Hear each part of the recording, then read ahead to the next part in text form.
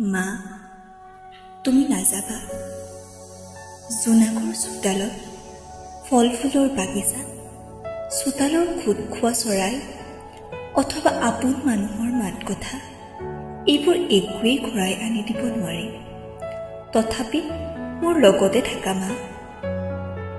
যি হাতেৰে মোক লালন কৰিছিলা সেই হাতৰ স্বৰ্গীয় পৰশ এতিয়াও বিচাৰোঁ। তোমাৰ অভিজ্ঞতা উপদেশ দিয়া মোক এতিয়াও দিয়া। গোটেই জীৱন মা তোমাৰ পৰা লৈয়ে থাকিলোঁ, একো দিব নোৱাৰিলোঁ, নাজানিলোঁ। কাৰণ আজিলৈকে তুমি নিবিচাৰিলা একোকে।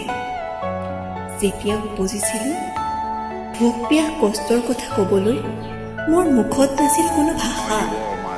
আনকি মা বুলিব নোৱাৰিছিলোঁ, কিন্তু তুমি সকলো বুজি পাই গৈছিলা। মোৰ কান্দোনত হাঁহি অথবা চকুৰ চাৱনি।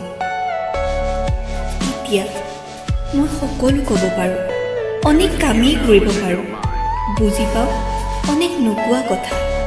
এনেস্থলত তোমাক নুবুজিমনে মা? পৰিৱেশ তুমি বিচৰা ধৰণৰ নহ'লেও, ভালকৈ মই ৰাখিব নোৱাৰিলেও মা তুমি নাযাবা। কিবা কথাত মোক বেয়া পালিব।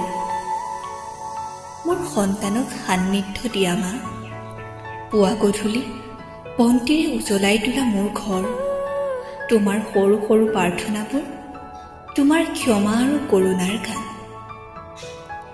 পৃথিৱী সাধুকথাৰ পৰা বিজ্ঞানলৈ যাওঁ, বন্ধ হৈ যাওঁ এই ঘৰৰ সকলো দুৱাৰ। তোমাৰ বাবে কিন্তু অহৰহ খুলি থওঁ মোৰ বুকুৰ খিৰিকী মা। তাৰ কাষতে বহি গুণগুণাম নাম।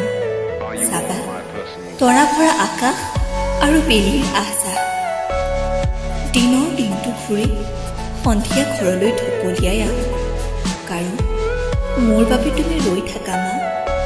কিন্তু এই ঘৰত অকলশৰীয়া লাগে বুলিয়েই, চাতি ফুটি লাগে বুলিয়েই কিয় ক'বা বৃদ্ধাশ্ৰমৰ কথা?